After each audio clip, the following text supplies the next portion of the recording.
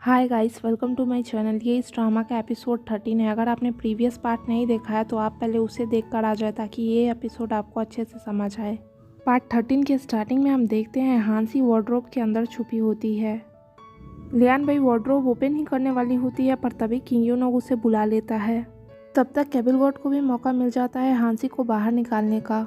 Lian भाई king यूनोग के कपड़े में नशीला पदार्थ मिलाई होती है जिसके कारण हांसी अपना होश खो देती है और अजीबोगरीब हरकत करने लगती है। वो एविलगॉड से कहती है तुम इतने सुंदर कैसे हो सकते हो और उसे किस करने लगती है पर वो उसी समय पानी में गिर जाते हैं। इधर जियाओ किंग यूनोग के धोखा देने के कारण दुखी हो रही होती है पर तभी क्विकी उसके लिए फायरवर्क्स कराता है जिसे देखकर वो खुश हो जाती है और पूछती है तुम्हें कैसे मालूम है मुझे ये पसंद है।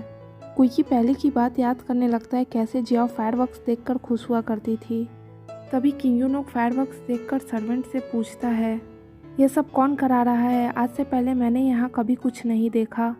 सर्वेंट भी झूठ बोलते हुए कहता है राजकुमारी ये सब आपकी शादी की खुशी में करवा रही है। नेक्स्ट डे जब हांसी को होश आता है तो वो अपने बगल में एविलगॉड को सोता देखकर पहले तो चिल्लाती है फिर उसे किक मार के बेड से नीचे गिरा देती है। एविलगॉड गुस्से से कहता है क्या तुम पागल हो, मुझे बेड से नीचे क्यों गिराई। हांसी उससे पूछती है कल हमारे बीच क्या हुआ था, हम एक ही बेड पे क्यों सोए हुए हैं, तुम्हें इसकी रिस्पॉन्सिबिलिटी लेनी पड़ेगी। एविलगॉड पूछता है तुम्हें सच में याद नहीं है कल हमारे बीच क्या हुआ था और तुम चाहती हो मैं इसका रिस्पॉन्सिबिलिटी लूँ। पर तभी हांसी को सब कुछ याद आ जाता है फिर भी वो अनजान बनते हुए कहती है मुझे कुछ भी याद नहीं है।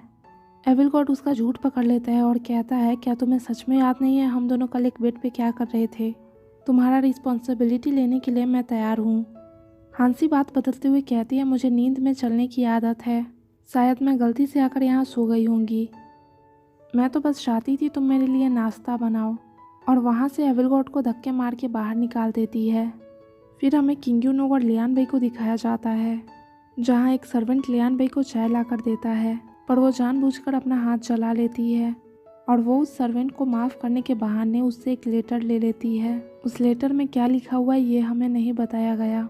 उसके बाद एविलगॉड और हांसी उसी सर्वेंट को बाहर जाते हुए देखते हैं जिसने लियान भाई को लेटर दिया था। तभी एविलगॉड को उसके हाथ पे एक निशान दिखाई देता है। तभी उसे याद आता है ऐसा ही निशान तो मैंने लियान भाई के हाथ पे भी देखा था। हांसी कहती है इस आदमी को देखकर लगता है लियान भाई वास्तव में किसी से मिली हुई है, इसलिए ये दोनों उस आदमी का पीछा करने के बारे में सोचते हैं। दूसरी तरफ किंग यूनोग जियाओ से मिलने जाता है पर वो तो क्विकी के साथ अभ्यास करने के लिए गई होती है। किंग यूनोग के कहने पे मेट जियाओ को बुलाने चली जाती है और वो वहीं उसका इंतजार करने लगता है। तभी उसका नज़र एक बॉक्स पे जाता है जिसमें वो एक इयररिंग को देखता है। वो सोचता है जब वो घायल था तो ये इयररिंग उसके ड्रेस पे चिपका हुआ था। उसे लगता है अगर ये लियान भाई का है तो जियाओ के रूम में क्या कर रहा है। उस इयररिंग को लेकर वो जाने लगता है पर तभी उसे क्विकी और जियाओ आते हुए दिखते हैं। वो उससे पूछ ही लेता है क्या ये तुम्हारा है। जियाओ कहती है हाँ ये मेरी है, बहुत साल पहले इसकी एक जोड़ी कहीं खो गई फिर भी मैं इसे संभाल कर रखती हूँ क्योंकि मेरे फादर ने इसे मुझे गिफ्ट किया था और ये पूरी दुनिया में सिर्फ एक ही है। ये सुनते ही किंग यूनोग उसे इयररिंग दे देता है और वहाँ से चला जाता है। फिर भी वो इस बात पे यकीन नहीं करना चाहता है और लियान भाई के पास आकर उसके पास जो दूसरा इयररिंग था वो उसे दिखाते हुए कहता है तुम्हें याद नहीं होगा जब मैं बीमार था तो तुम्हारा ये इयररिंग मेरे पास रह गया था। लियान भाई को मालूम होता है कि ये इयररिंग जियाओ का है फिर भी वो दिखावा करते हुए कहती है मैं इसे अभी पहन कर आती हूँ। इसलिए कुछ दूर जाने के बाद वहीं गिर जाती है ताकि किंग यूनोग का माइंड डाइवर्ट हो जाए। यहाँ लियान भाई जैसा चाहती थी वैसा ही होता है। किंग यूनोग इयररिंग के बारे में भूल जाता है और इसे संभालने लगता है। डॉक्टर को बुलाने पे वो चेक करके बताता है लियान भाई प्रेग्नेंट है। ये सुन के किंग यूनोग खुश हो जाता है। तभी वहाँ एविलगॉड और हांसी आते हैं। एविलगॉड को भरोसा नहीं हो रहा होता है इसलिए वो लियान भाई को खुद से चेक करता है तो उसे कंफर्म हो जाता है कि ये सच में माँ बनने वाली है। पर यहाँ तो एविलगॉड को लियान भाई से बात करनी होती है इसलिए वो बहाना बनाकर किंग यूनोग को वहाँ से भेज देता है। लियान भाई एविलगॉड से पूछती है क्या जियाओ तुम्हें यहाँ मुझे नुकसान पहुँचाने के लिए भेजी है, पर तुम मुझे अब नुकसान नहीं पहुँचा सकते क्योंकि ये बच्चा महाराज का है। एविलगॉड कहता है तुम मुझे गलत समझ रही हो, मैं तो बस तुमसे यहाँ एडोनस का फ्लावर लेने आया हूँ, वरना मैं सबको बता दूंगा कि तुम एक जासूस हो। तो लियान भाई कहती है तुम मुझे धमकी नहीं दे सकते। एविलगॉड कहता है तुम्हारे पास कल तक का वक्त है, तुम सोच लो वरना परिणाम जानती हो। ये सुन के लियान बेई डर जाती है और एविल गॉड वहाँ से चला जाता है। तभी वहाँ एक डेमनिक एनर्जी आकर लियान बेई से कहता है, अगर मैं तुम्हारी जगह होता तो कभी पकड़ा नहीं जाता।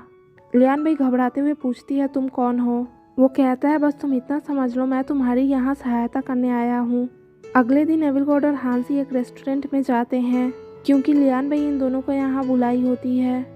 रेस्टोरेंट को देख के एविल गॉड को कुछ गड़बड़ लग रहा होता है।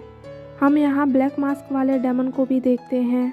एविल गॉड हांसी से कहता है, तुम अपने चारों ओर देखो, क्या तुम्हें यहाँ कुछ गड़बड़ नहीं लग रहा? पर हांसी को तो खाने के अलावा कुछ समझ ही नहीं आता। तभी वहाँ एक मेड आकर एविल गॉड को वाइन सर्व करती है, पर एविल गॉड को उस पर शक होता है। इस वजह से वो उसका मास्क हटाता है तो उसे पता चलता है वहाँ के सभी लोग डेमन हैं। उस जगह को ये ब्लैक मास्क वाला डेमन अपने सितार से कंट्रोल कर रहा होता है। वहाँ के डेमन से एविल गॉड पे अटैक कर देते हैं। तभी हांसी बीच में आकर उसे बचाने लगती है। इस वजह से उसके बर्थ मार्क पे कट लग जाता है और एविल गॉड के सीने में दर्द होने लगता है। तभी लियान बेई आकर वहाँ कहती है, तुम 1000 साल पुराने डेमन होते हुए भी बेवकूफ़ हो। तुमने मुझ पे भरोसा कैसे कर लिया कि मैं तुम्हें यहाँ एडोनिस का फ्लावर देने के लिए बुलाई हूँ? वहाँ एविल गॉड का मैजिक नहीं काम कर रहा होता, इस वजह से वो कुछ नहीं कर पाता। उसी वक्त लियान बेई उस जगह को एक केव में बदल देती है और उन दोनों को कैद करवा देती है। पर एविल गॉड को कैद करवाना ब्लैक मास्क वाले डेमन का काम होता है और यहीं पे इसका फेस भी रिवील होता है। Thanks for watching this drama.